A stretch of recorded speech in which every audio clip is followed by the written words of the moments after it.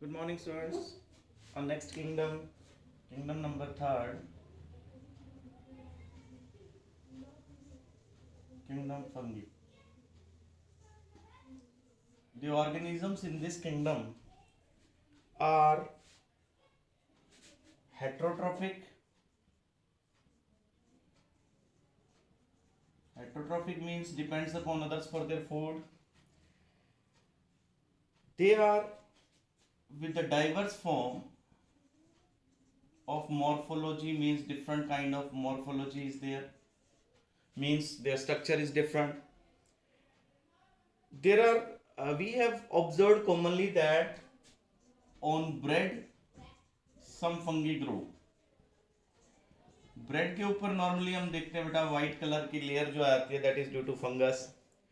और rotten rotten fruits के ऊपर मींस ऐसा जब हम बोलते हैं गल सड़ गए मींस क्यों? Due to the growth of this fungus. Now some fungi are unicellular. You know which is unicellular? हम पढ़ते आ रहे ईस्ट. ईस्ट यूनिसेलुलर है. टेंथ में भी आपने पढ़ा है. ईस्ट को हम कहां यूज करते हैं? ईस्ट को यूज करते हैं इन फर्मेंटेशन प्रोसेस. अच्छा, कुछ फंगी ऐसी हैं जो डिजीज कॉज करती हैं. They are pathogenic. They causes disease in plants and animals. Now next is yeast को छोड़ दें तो बाकी सारी फंगस जो हैं एक्सेप्ट ईस्ट जो कैसी है? Unicellular. All other are multicellular. All other are multicellular.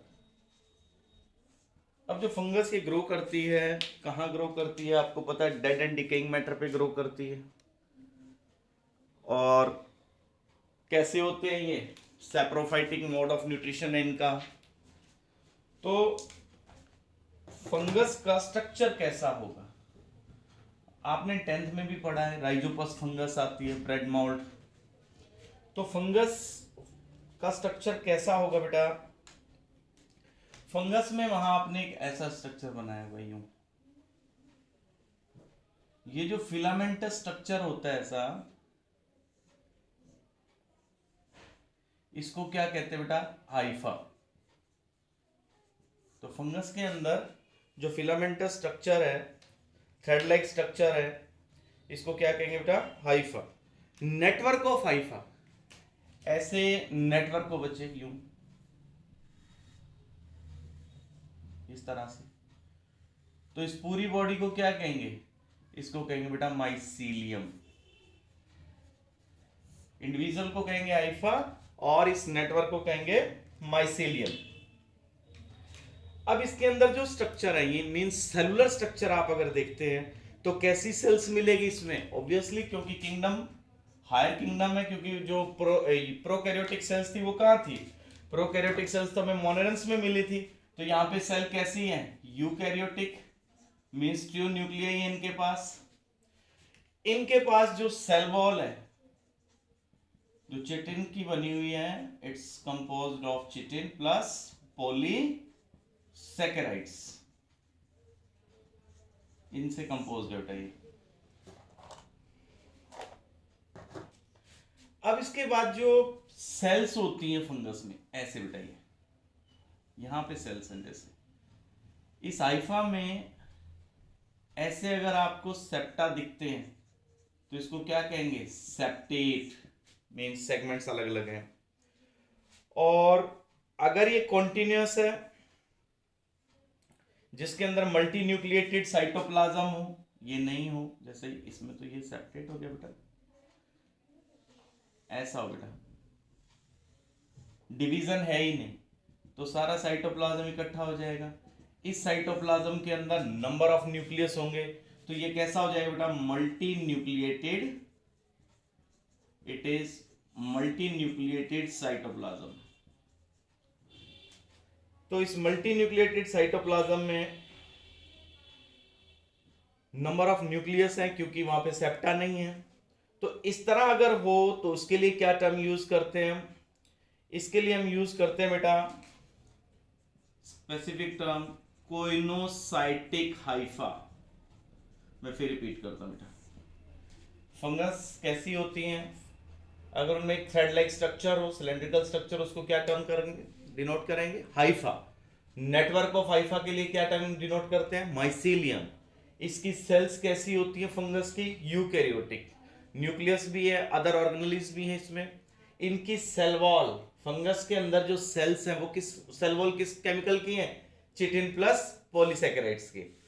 इनका जो हाइफा है अगर बीच में इसमें सेगमेंट हो तो कैसा होगा? सेप्टेट। बट सेगमेंट्स नहीं हो तो ये साइटोप्लाज्म मिक्सअप हो गया, इसमें मल्टी न्यूक्लिएटेड साइटोप्लाज्म बन गया। इसको क्या कहेंगे बेटा? Coenocytic Haifa. अब इसके बाद है कि फंगस जो होती है वो कैसे फूड लेती है। मैंने इनिशियली बताया था आपको कि फंगस हेट्रोट्रॉफिक होती है, डेड मैटर पे ग्रो करती है बेटा। ये फंगी जो है कैसी है? हेट्रोट्रॉफिक है। हेट्रोट्रॉफिक में भी मोड कैसा? डेड मैटर पे ग्रो करती है। कैसे ग्रो करती है?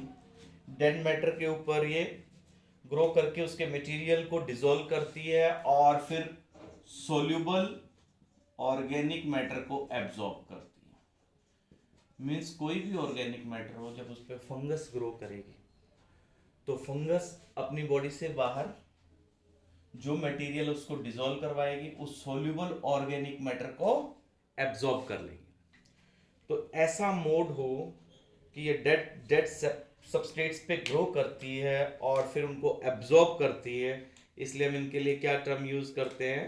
Saprophytes. They are called saprophytes because they grow on dead matter. They grow on dead matter and then they absorb soluble organic matter. There are some fungi which depend on the living plants and animals.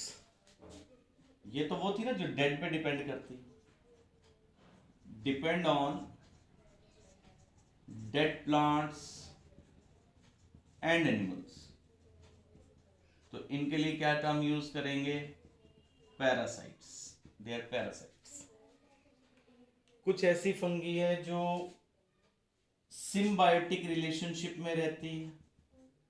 Symbiotically अगर हो तो आप पढ़ते आ रहे हैं lower classes से, algae plus fungi हो तो लेकर, और अगर रूट्स ऑफ हायर प्लांट्स में ग्रो कर रही हो,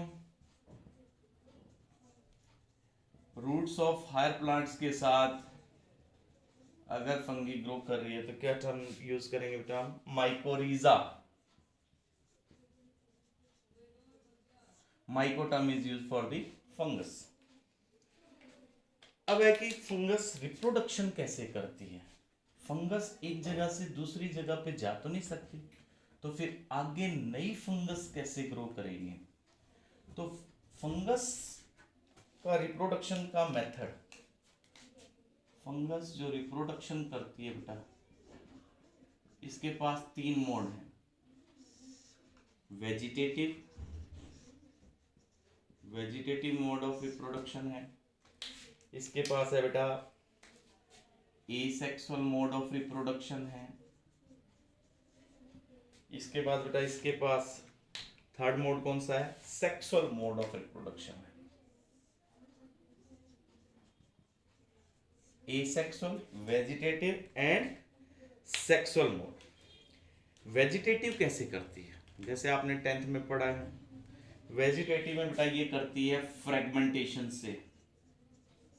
फ्रेगमेंटेशन जिसमें एक पेरेंट बॉडी ब्रेकडाउन होती है, फिर जितने सेगमेंट्स ब्रेकडाउन के बाद बने हैं वो सब इंडिपेंडेंट ऑर्गेनिज्म में ग्रो करते हैं। दूसरा ग्रो करती है बेटा फ्यूजन से, पेरेंट बॉडी 1 से 2 में डिवाइड करती है बेटा। थर्ड है बडिंग। बडिंग जैसे 10th में आपने पढ़ा है, ईस्ट के ऊपर एक बड ग्रो करता है और फिर वो एक इंडिपेंडेंट ईस्ट बन जाती है। देन है बेटा एसेक्सुअल रिप्रोडक्शन। एसेक्सुअल रिप्रोडक्शन कैसे हुई? By spores. अब स्पोर्स जो एसेक्सुअल रिप्रोडक्शन में यूज होते कौन से? कोनिडिया, कोनिडिया और स्पोरेंजियोस्पोर्स और स्पोरेंजियोस्पोर्स और जूस्पोर्स और जूस्पोर्स। सेक्सुअल रिप्रोडक्शन में बेटा कौन कौन से स्पोर्स? ऊस्पोर, देन बेटा एस्कोस्पोर्स, थर्ड है बेटा basidiospores. These spores are in sexual reproduction. Spores कहां बनते हैं? स्पोर्स बनते हैं बेटा इनकी फ्रूटिंग बॉडी में। स्पोर्स जहां से प्रोड्यूस होंगे वो क्या होंगे बेटा? फ्रूटिंग बॉडीज, फ्रूटिंग बॉडी से स्पोर्स बनते हैं। अब इनमें जो सेक्सुअल रिप्रोडक्शन होती है, सेक्सुअल रिप्रोडक्शन में नॉर्मल प्रोसेस क्या होता है बेटा? सेक्सुअल रिप्रोडक्शन का नॉर्मल प्रोसेस होता है कि मेल और फीमेल से गैमीट्स आते हैं, वो फ्यूज करते हैं, जाइगोट बनता है। यही होता है ना, 10th तक हमने पढ़ा ना, जैसे n फादर से, n मदर से और 2n जाइगोट। ये फर्स्ट सेल बेबी की बन गई, जाइगोट से कंप्लीट बॉडी बन जाएगी। बट फंगस में ऐसा नहीं है। फंगस में जैसे ये मेल फंगस कह सकते हैं एक बार आप इसको, फीमेल जैसे, इन दोनों से जैसे स्पोर्स आएंगे NN, ये दोनों फ्यूज करेंगे, जैसे जाइगोट बनता है, लेट ये जाइगोट है, अब मियोसिस होगी इनमें बेटा। जैसे हमारे अंदर तो क्या हुआ, मियोसिस हो पहले हुई और उससे क्या बने थे? Haploid gametes. इनमें पहले फ्यूजन हुआ, जाइगोट बना, अब जाइगोट मियोसिस करता है और इससे 4 हैप्लॉइड सेल्स बनती, ये फिर आगे नई फंगस ग्रो करवाती है। तो इसका मतलब फंगस बॉडी कैसी हुई? हैप्लॉइड। मैं फिर रिपीट कर रहा हूं, नॉर्मल सेक्सुअल प्रोसेस क्या होता है? N+N, जाइगोट बना, जाइगोट आगे ऑर्गेनिज्म ग्रो करवाएगा, first cell of the organism. यहां क्या होता है? जाइगोट जैसे बनता है, जाइगोट में मियोसिस होगी, पेरेंट बॉडीज के अंदर मियोसिस नहीं है। तो इनके अंदर क्या होगा बेटा? फर्स्ट स्टेप क्या चलेगा बच्चे? फर्स्ट स्टेप चलेगा बेटा fusion of protoplasm, fusion of protoplasm, जैसे आप फर्टिलाइजेशन कहते हैं। फ्यूजन ऑफ प्रोटोप्लाज्म्स बिटवीन 2 गैमीट्स, दोनों गैमीट्स फ्यूज करेंगे, इसको क्या कहेंगे बेटा? Plasmogamy, plasmogamy. सेकंड बेटा फिर न्यूक्लियस फ्यूज करेंगे, fusion of nuclei, fusion of nuclei को क्या कहेंगे? कैरियोगैमी। मतलब इसमें तो 2 सेल्स फ्यूज की बेटा, ये जैसे ये इनके न्यूक्लियस हैं, ये फ्यूज कर गई ऐसे, ये स्ट्रक्चर बन गया। इस स्टेप में क्या होगा? दोनों न्यूक्लियस फ्यूज करेंगे, NN दोनों फ्यूज करके। थर्ड क्या होगा बेटा? थर्ड होगा मियोसिस इन जाइगोट, मियोसिस इन जाइगोट, और इससे क्या बन जाएंगे बेटा? हैप्लॉइड स्पोर्स बन जाएंगे। तो ये प्रोसेस है सेक्सुअल रिप्रोडक्शन इन फंगस का।